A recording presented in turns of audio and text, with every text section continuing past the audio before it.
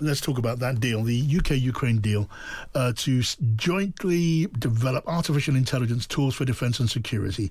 It will give, as was promised by Ukraine, access to Britain to a vast database of new information around Russia's military capacity, all drawn from the battlefield. And Charlie Parker is a reporter for The Times on this story and joins us live. Hello to you, Charlie.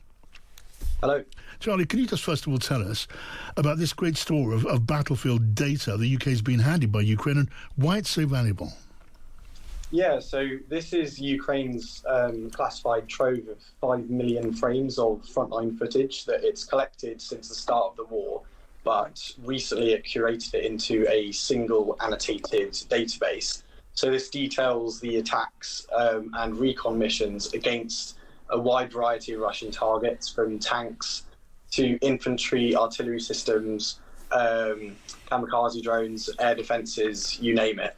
And until now, only Ukrainian military and defence firms have had access to this obviously very valuable battlefield data, which they use to train their AI targeting technology so that it's much more accurate.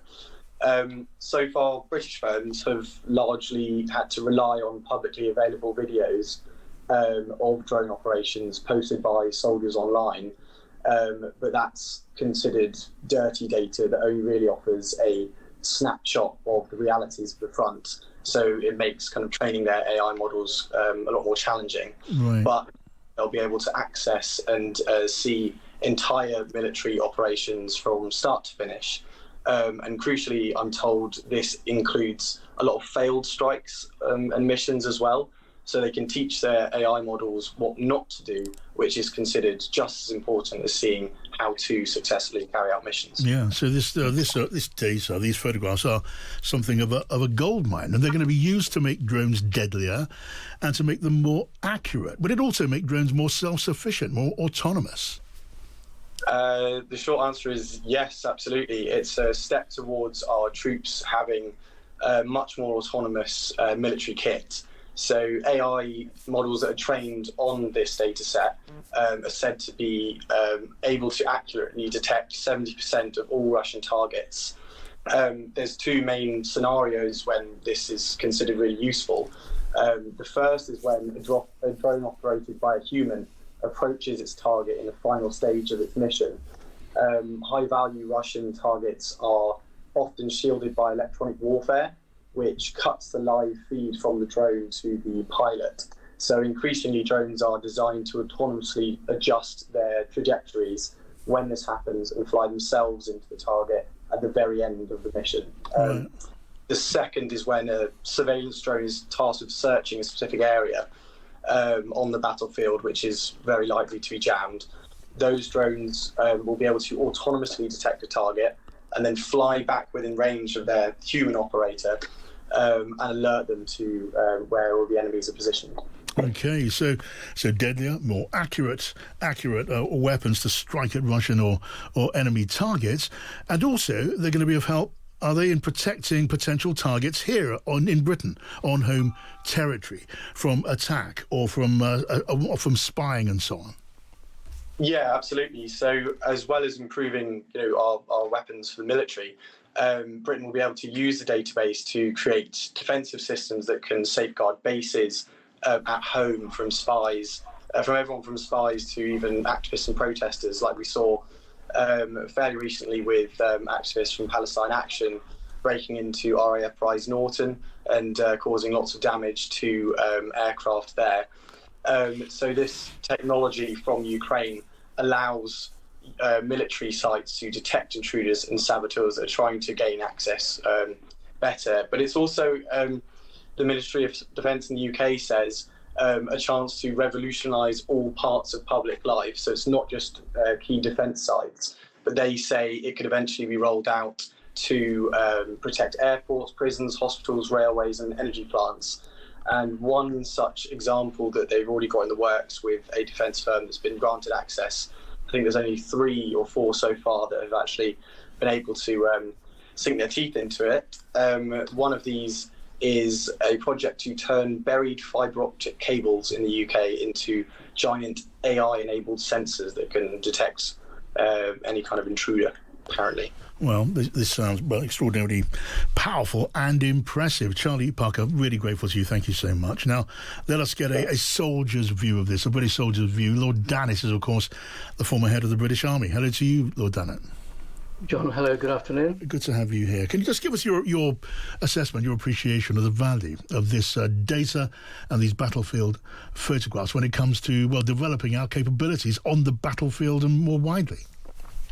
Well, Charlie, your previous interviewee was, I think, giving a very good technical explanation about the art of the possible and what indeed is possible. But I think the macro picture, which we have to focus on, is that the world is moving very fast. Our technology is moving very fast. The Ukrainian technology has moved and is moving very fast. And I think the ongoing close relationship which the United Kingdom and Ukraine have, and Andy Burnham will have cemented that yet again over the last 24, 48 hours, is very important to underline the genuine partnership here. And a partnership is all about information and material going one way and stuff coming back the other way. So this is very much in our collective interest to have this very close relationship and share this technology at a very deep level. And to a commander, to a military commander, it means that the tools at the military's disposal become so much more powerful, and the killing power available to British military equipment, the capability of targeting enhanced in the way that it is. This stuff would have been unimaginable a very short while ago, and now here it is. I mean, you're absolutely right. I mean, a senior commander, or indeed commanders at most levels, what they most need to know quickly is information about the enemy, and then very, very rapidly to turn that into an ability to strike the enemy. So the sensor to shooter time, which modern technology enables, is absolutely critical. And we've seen that worked out in, frankly, horrific ways on the battlefield in Ukraine, where it's very difficult for individual people or vehicles to move without being seen, and once they can be seen, they can be engaged almost instantaneously. So yes.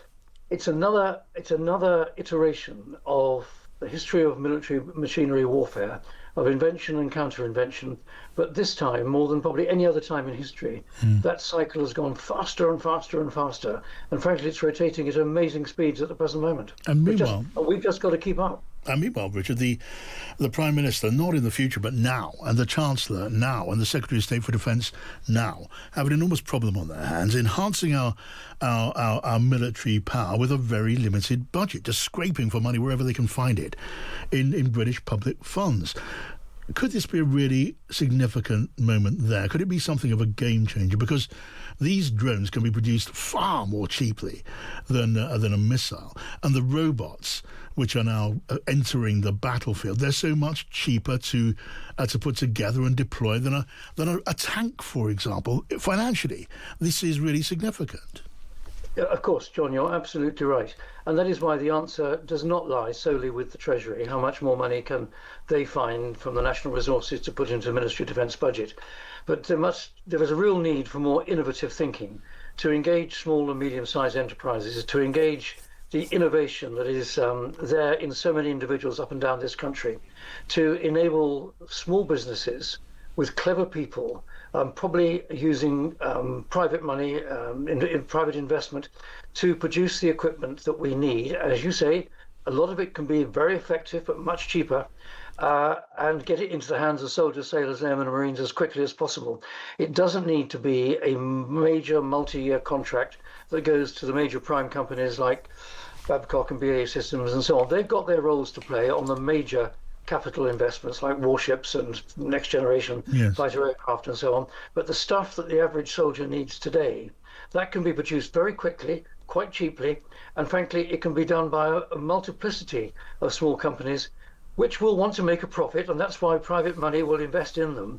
And I mean, frankly, we should unleash that, we should welcome that, and that will rapidly change our capability. And when it comes to enhancing military capability as well as making ends meet financially, a tank, for example, is an expensive piece of equipment. But if you can deploy a robot which is equipped with AI target seeking and use of its cannon and missiles, its guns, who really needs a tank, Richard? Yes, I mean, that is a very respectable argument, but I think it's not the totality of the argument. At the end of the day, you can have all this wonderful technology that can identify the enemy, can identify enemy targets, and you can destroy them. But one of the age-old facts about warfare is that ground that you want to dominate, ground that you want to influence in the future has got to be occupied by your own people. And therefore, they've got to be able to get onto that land, onto that ground, with a form of protective mobility.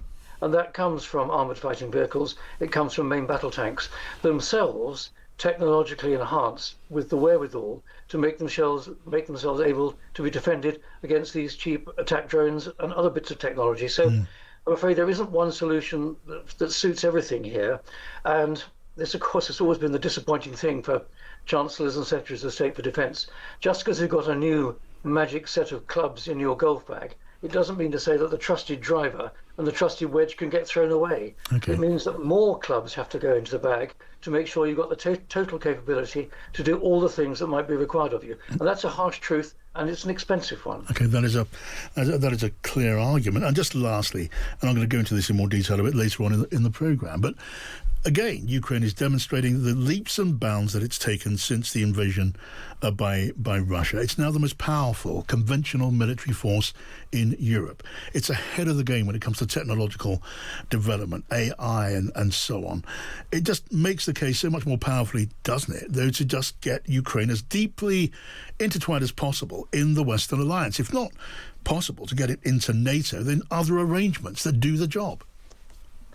Yes, you're right. I think there is a further alternative, and that is a series of bilateral arrangements. Yes. Certainly we in the UK have developed a very strong bilateral arrangement with Ukraine. But I think more widely, notwithstanding the argument whether or not Ukraine should become a member of NATO anytime soon, there is no doubt at all that Ukraine technology, Ukraine know-how, is finding its way into the very heart of NATO to the benefit of all member nations. And that is right and proper. And as you were just suggesting, which nation in Europe is the most battle capable or most battle hardened? It's Ukraine. Funny old thing, it's not a member of NATO, but the relationship with NATO is strong, and it's important that it improves in the future. It's a very political decision whether Ukraine should join NATO. I think at some point it will become inevitable. The question is when. Richard Dannatt, Lord Dannatt, former head of the British Army. Really good to talk to you as always. Thank you. Thanks, John.